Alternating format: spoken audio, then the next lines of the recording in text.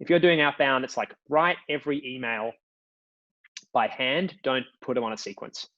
Or don't worry about sort of building some perfect sequence. I think this is the very early days. Now, like once you've done it, had some success, like sure, go look back and figure it out and start maybe making some basic sequences. But even then, the first email, I wouldn't put on a sequence straight away. I'd try like 1 or 2 emails that are very, very personal first. And look, obviously, if you can avoid outbound by like getting warm intros from anyone, even the lukewarmest of like the mildest, like, almost a cool intro, even that's fine. Like, or sort of doing an inferred intro of like, hey, we both know so-and-so, even though it's not an intro.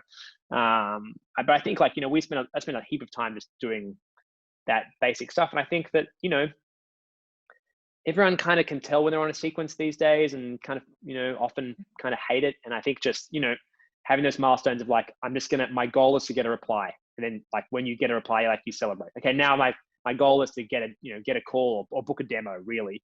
So Trapdoor, who, early customer, like I drove for like, I don't know, 40 minutes to go and see them.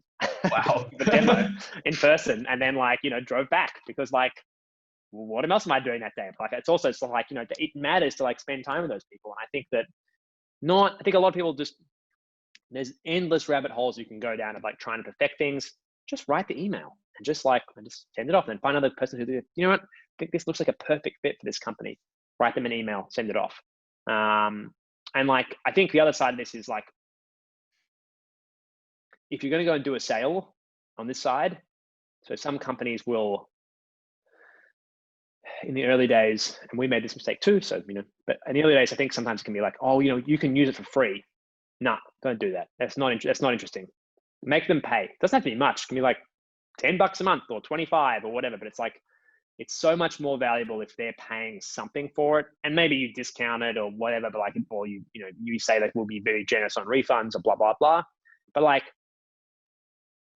once people pay for things, that their commitment to the product is so much more. And I do think that like, there are companies out there that are, Canva's the obvious one that comes to mind, that are explicitly designed for free initially, and they have a whole strategy around that. And like that can make total sense.